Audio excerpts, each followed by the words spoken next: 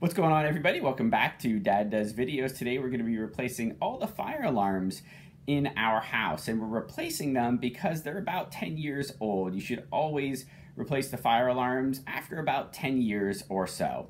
Now, the ones that we have in our house are all ionization alarms, as you can see right here. Though we're going to be replacing all those alarms with these new photoelectric alarms from First Alert. And those are the two basic alarms that you can have in your house. Now, you can buy ones that are combination alarms, but they're typically pretty expensive. Ionization alarms are slightly, and I say slightly, better at detecting the big fires that you can see, so to speak. So think of a wastebasket on fire, or maybe a grease fire in your kitchen. Whereas the photoelectric alarms are better at detecting what they call the smoldering fires. So maybe a cigarette that's been sitting on your couch for a while. Those fires that take a long time to develop. Now, we're putting in all photoelectric alarms in our house because they are much better at detecting those smoldering fires, whereas they're only slightly worse than the ionization alarms at detecting those bigger fires. So I'll trade off the couple seconds where the ionization alarms are a bit better than the photoelectric alarms at detecting those big fires for the safety of the photoelectric alarms when you have those slow smoldering fires that might take a couple hours to develop. So if you're watching this, maybe you're asking yourself, well, geez, I don't even know which kind of alarm I have in my house. Guess what? There's an easy way to determine what that is. It doesn't matter the brand, but there is a P, the letter P, on your alarm if it's photoelectric, and the letter I on your alarm if it's ionization. In this First Alert that we're putting in, you can see there's the P right there. And here's one of the alarms that we're replacing. You can see, get a good shot at it. The eye is right there in that little circle.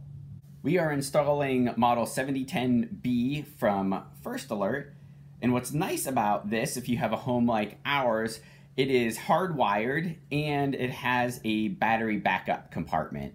So it just automatically plugs into our electricity, which means everything is interconnected as well. So when one alarm goes off, all the other ones do, which is great from a safety perspective, because if you have, say a fire in the basement, guess what? The bedroom fire alarms go off as well. So we are going to show you how to install these. Since our alarm system is hardwired, that means we have to turn off the electricity that powers those fire alarms. So for us, our breaker box is in the basement. For you, it could be in the basement, could be at a variety of other places in your home, but you're going to want to find that breaker box and find on the indicator sheet where your fire alarms are powered. So as you can see here, ours is number 12, and you just want to find the circuit breaker in your breaker box that is numbered 12. And these are hard to see, so you're just going to have to believe me, but here we are, number 12, and you can see it right there. So we're just gonna flip that off. All right, now that we have that power off, we can move along. The next thing we're going to do is remove the alarm that we currently have installed. Typically, you just have to twist counterclockwise. And as you can see, the alarm comes off from the mounting bracket. All right, now if you have a setup like mine, and most of these are like this, as you can see, it's a First Alert that we had in here previously. We are going to remove these wires, and these all come out together. You have to remove this little white piece they're all connected to. And I can't do this, unfortunately, while I'm filming and handling the alarm at the same time. But what you need to do, you can see there's a little flap in there right now. You need to push that back. You need to push that back to the left, and then this whole set of wires will just come out. You have to pull those out. Again, they're all connected together in this white rectangular piece. And if you have a setup like mine, this is what you should have left after you remove those wires. As you can see here, we just have a little rectangle that they're all plugged into left. All right, so after we disconnect those wires, we're gonna remove the mounting bracket from our old alarm. And typically what you need to do with this is, you can see there are a couple screws in here. There's one here, and then there's one over here holding this in. You just wanna typically just loosen those so they come down, I don't know, maybe a ½ inch or something like that.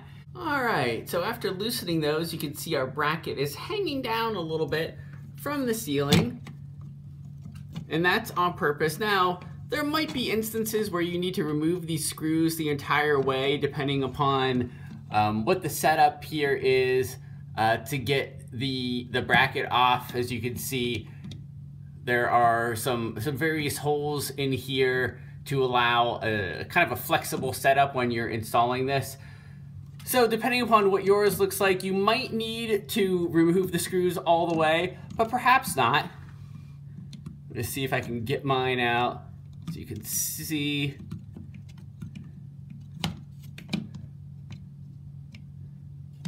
There's one out, and then we're able to remove the whole bracket. But there might be instances where you can just remove the screws completely, and then we'll just use those again when we put in the new mounting bracket. All right, now here is our new alarm, and what we are going to do here is just remove the mounting bracket from here so we can install it by itself. So we're just going to twist like so and just pull apart from each other. And we're going to use this next. All right, I would assume most of you out there taking a look at this are doing something similar. You're replacing the alarm or alarms that you already have set up in your house. Now, the alarms that I bought all come with the wires that you would need to install. So if you don't have a setup like mine that you can just simply reuse the wires and the connecting device already hanging from your box here, all you need to do is install these wires. As you can see here, the white would go into the white right here, orange would connect to the orange wires, and then black, probably can't get a great view, but the black would connect to the black wire already in there, and then you'd have something similar to what you see here. They all come out, and then you would have the rectangle or the square here that you would then connect into the alarm, which we'll get to here shortly. All right, so next we want to get our mounting bracket that we just took off of the base of our new alarm and kind of hang those on these screws. And depending upon your setup, as you can see here, there's flexibility in terms of where these screws go in right here and mount into kind of the light box. So, and as you can see here on the bracket, there's some flexibility where these screws can go in. You have lots of different places. So you're gonna have to figure this out yourself in terms of where the screws kind of fit in this puzzle. As you can see, it takes a couple turns at this to kind of figure out where in your setup that you might have something that fits. So I'm gonna take a second, because I can't do it at the same time as I'm filming this, to kind of set my screws the right way in this mounting bracket.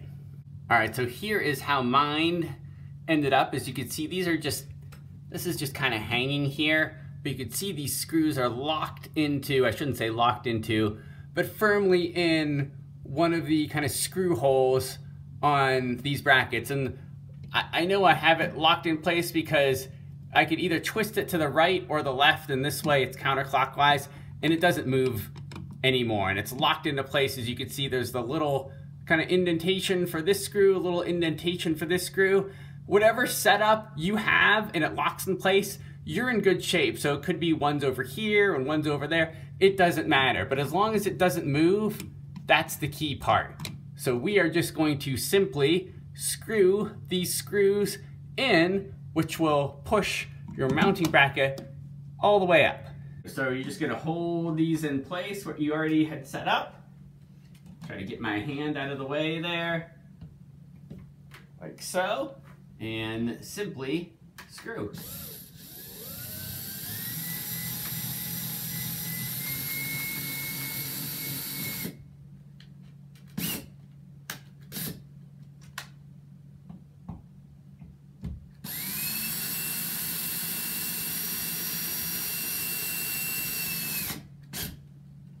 Don't over screw, don't over tighten. You don't want the plastic to break.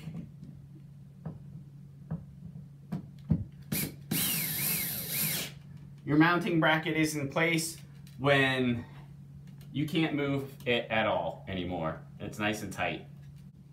All right, then you are going to get your new alarm, and we're going to remove this tab here to make sure that battery will activate once this is all completely installed. So you can just pull this out, just like that. And then bonus with this product, it comes with a battery. Now, let's just double check just to make sure they already installed this the right way. So usually they're installed the right way, but I just like to double check just to make sure. As you can see, there's the minus on this side, and then you can see there's the minus right there. So it was installed correctly, but it doesn't hurt. You just push that bit back in, push the door closed, like that. And then, before we install this, we're gonna hit this test button. And I apologize, because this is probably going to be a little bit loud. We should hear a couple beeps that make sure that the battery is operating correctly in the device. There we go, we're good to go. All right, so next we're gonna connect the electrical that's hanging out of the light box from our ceiling and connect it to the back of our alarm. That is going to be that device that has the 3 wires going into it. As you can see, we've got one little spoke right here and 2 on the side. We're simply going to grab that square, that rectangle, and plug it right into those prongs. All right, so here's our little rectangle or square. We're simply gonna grab this and plug it back into the base of the alarm. And again, we're just gonna line up those prongs in there with the openings on the bottom of our collection of wires. Insert until you hear that click. All right, so here's a look at our nearly complete setup. All you have to do next, we're gonna make sure all those wires go into that space above that mounting bracket so they don't get caught when we press this in. It's a little hard to do this with one hand. And we're just going to press our device up as far as it can go, but make sure you can see we're on this track right here. So we're just gonna rotate the alarm until it catches, and it caught right there, and then you just keep going because now it's in that track until you can't go anymore, and that's it. And our alarm is set up. All right, so we have all of our alarms installed. We're gonna go back to the breaker box and turn back on our circuit breaker. It's on number 12. 12, even though it's hard to see right here, is the fire alarm right there. So if we go back, we're just gonna flip this back on. All right, everybody, so we flipped on the power, and if you see a green light on your smoke alarm, that means it is connected. As you can see here, we've got that green light. You're gonna wanna check all the different interconnected hardwired smoke alarms in your home to make sure that green light is on, just like the one I'm showing you. Now, I'm not sure if you caught it when I first started talking, but the other light next to that green light, if your alarm is working correctly, you should see a red light flicker once every minute or so, and it did flicker as soon as I started talking, of course. So we are good to go. There it goes again. From that perspective, everything is set up and running correctly, at least from an electricity and wired perspective. One more thing that we're going to do to make sure everything is functioning correctly is hit that button right here on your alarm to again test. Now, if you have an interconnected hardwired setup like mine, we're testing to make sure when this alarm goes off, all the other ones in the home do that as well. Now, of course, I'm just pushing the button to test, but in real life, this means that when one alarm senses some smoke, all the other alarms will go off. That's the whole point of having those interconnected sensors, because if something's happening in the basement, you know, the sensors throughout your house or the alarms throughout your house go off. So I'm not sure if you'll be able to tell if all of these are going to go off, but I'll surely be able to tell, and I'll communicate that to you. So here we go, and I'll plug my ears because these things are loud.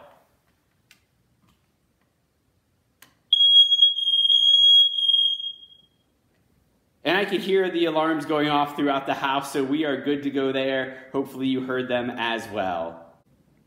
All right, a couple more things before we leave you. If your alarm, and hopefully it's an if, not like a when, but if your alarm ever goes off and you are unsure which alarm triggered the alarms, because again, all of them should be going off, you have to find the one that has the red light blinking rapidly. That is the one that kicked off the alarm sound. All the other ones, the red light will not blink at all. If you aren't home and your alarm goes off, you will figure out that something happened when you were gone, because the alarm that went off will chirp at you and it will flash its red light 3 times in succession and then do it again about a minute later. Now, regardless of whether the alarm went off when you were here or not, you do have to reset your alarm and basically clear it, is what I like to call it. And the way that you do that is you just hold down that test button for a few seconds and let the alarm sound its noise to let you know that it's cleared and ready to go again. Because if you don't do that, it's going to keep chirping at you.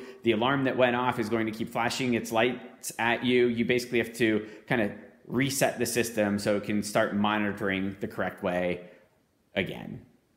Thanks for watching, everybody.